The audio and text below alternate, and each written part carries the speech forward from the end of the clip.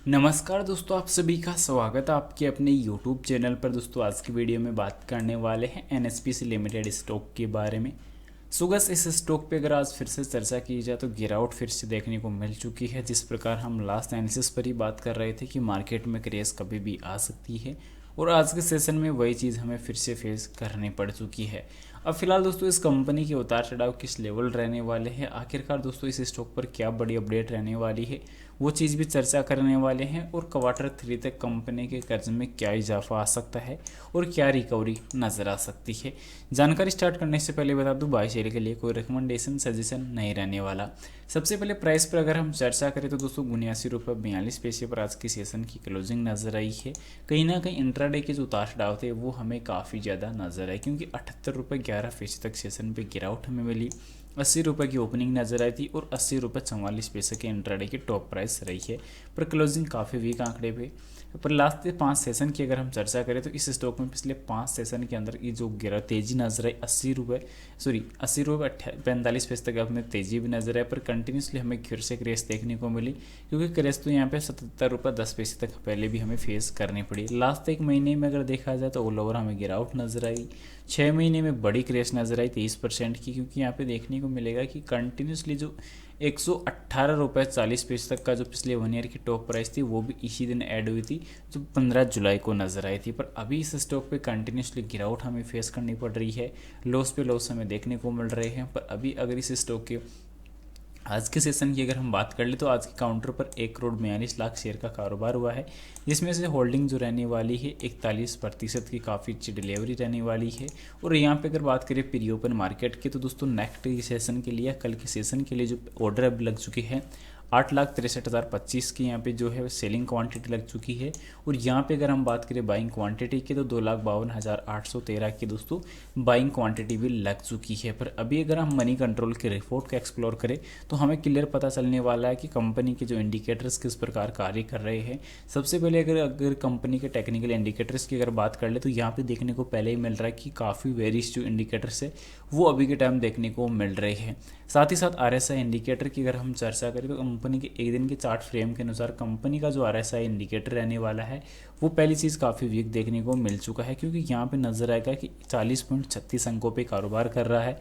और इस चीज़ से ये क्लियर हो रहा है कि कहीं ना कहीं मार्केट का जो फॉल है, जो उतार चढ़ाव है, वो भी हमें नजर आएंगे। और अभी के टाइम इस स्टॉक का अगर देखा जाए तो कंटिन्यूसली हमें गिरावट ही देखने को मिला है, क्योंकि अभी कंटिन्यूसली यहाँ पे ओवरसोल्ड जोन के नीचे भी कारोबार करता हुआ नजर आया था। यहाँ पे अगर देखा जाए तो ओवरबॉट जोन भी हुआ था, जो पिछले 1 ईयर की जो टॉप प्राइस ऐड हुई थी उस टाइम भी कंपनी की दोस्तों ओवरबॉट जोन में इस स्टॉक ने कारोबार किया था। पर अभी कंटिन्यूसली ओवरसोल्ड जोन के करीब कारोबार करता हुआ नजर आ रहा है।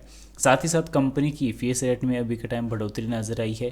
पर नेट प्रॉफिट अगर देखा जाए तो नेट प्रॉफिट कंपनी का दोस्तों ऑन द वे देखने को काफ़ी वीक नजर आ सकता है, क्योंकि यहाँ पे EPS रेट जो देखने को मिली थी, EPS रेट में कंटिन्यूसली हमें एक्चुअल अगर देखी जाए तो हमें गिरावट नजर आई है। पर कंपनी का रेवेन्यू अगर चेक करें तो कंपनी के रेवेन्यू में हमें फिर से गिरावट नजर आ रही है, तो ये चीज़ हमें ध्यान रखने की आवश्यकता है। साथ ही साथ क्वार्टर 2 के बाद अगर कुछ बदलाव देखने को मिले, क्वार्टर 2 रिजल्ट्स में कुछ चेंजेस अगर नजर आए हैं, तो उनमें सबसे मेन चीज़ देखने को मिल रही है कि म्यूचुअल फंड की जो होल्डिंग थी उसमें दोस्तों कंटिन्यूसली फिर से गिरावट नजर आई है। 4.36% से घटकर 3.63% तक गिर चुकी है। और numbers of mutual fund increase scheme में अगर बात की जाए तो 28 से 26 हो चुके हैं। पर FI की होल्डिंग में अगर हम देखें तो 8.96% से बढ़कर 9.38% हो चुकी है। और अगर इन्वेस्टरों की संख्या का टोटल अगर चेक की जाए FI की तो 569 से 584 ऑलरेडी हो चुकी है।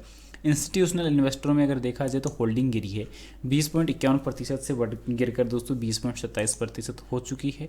ये क्वार्टर 2 के दोस्तों जो कुछ चेंजेस है, बदलाव है, वो हमें नजर आने वाले हैं। रेवेन्यू की अगर बात की जाए तो कंपनी के रेवेन्यू में दोस्तों 0.9% की बढ़ोतरी रहने वाली है पिछले 3 साल के अनुसार। नेट प्रॉफिट में कुछ ज़्यादा बढ़ोतरी रहने वाली है नहीं। ऑपरेटिंग प्रॉफिट कंटिन्यूसली गिरता हुआ कंपनी का नजर आ रहा है, ये चीज़ काफ़ी वीक जाने वाली है। साथ ही साथ दोस्तों डेटा भी 100 वीक टाइम देखने को मिल रहा है, तो वे काफ़ी वीक ऑलरेडी पहले ही हो चुका है, क्योंकि वॉल्यूम अगर देखे जाए तो कंपनी के सबसे पहले जो बेरिश जो ट्रेंड है वो वीक टाइम देखने को मिल रहा है। मूविंग एवरेज इंडिकेटर्स की बात करें, टेक्निकल इंडिकेटर में अगर बात करें या मूविंग एवरेज क्रॉस ओवर में बात करें, क्योंकि अगर 5 दिन 10 दिन 20 दिन 50 दिन 100 दिन और 200 दिन का जो टारगेट अगर देखते हैं तो ये कुछ टारगेट हमें देखने को नज़र आने वाले हैं जो काफ़ी वीक भी जाते हुए नजर आएंगे, क्योंकि आगे चलकर उतार चढ़ाव हमें देखने को मिल रही है। और अभी इस स्टॉक की मनी कंट्रोल की जो रिपोर्ट है वो कहीं ना कहीं अभी के टाइम कुछ आंकड़े ज़्यादा ही बयां करती हुई नजर आ रही है, तो ये चीज़ हमें ध्यान रखने की आवश्यकता है, क्योंकि अभी कंपनी की कुछ वीकनेस भी इस रिपोर्ट के अंदर देखने को मिल रही है मनी कंट्रोल के अंदर, और साथ ही साथ अपॉर्चुनिटी को देखने को मिल नहीं रहे हैं और थ्रेट्स अगर देखने को मिल रही है तो कंपनी का जो RSI इंडिकेटर है वो पिछले 52 वीक के करीब कारोबार करता हुआ नजर आ रहा है, यानी कि RSI इंडिकेटर तेजी से गिरता हुआ नजर आ रहा है ओवर सोल्ड जोन की ओर, तो ये चीज़ हमें ध्यान रखने की आवश्यकता है। फिलहाल दोस्तों उम्मीद करूंगा जानकारी पसंद आई है, पसंद आई वीडियो को लाइक कर देना और चैनल को जरूर से सब्सक्राइब कर देना। सबसे इंपॉर्टेंट जानकारी बाय सेल के लिए कोई रिकमेंडेशन सजेशन नहीं रहने वाली, ओनली एजुकेशन पर्पज़ के लिए जानकारी साझा की गई है।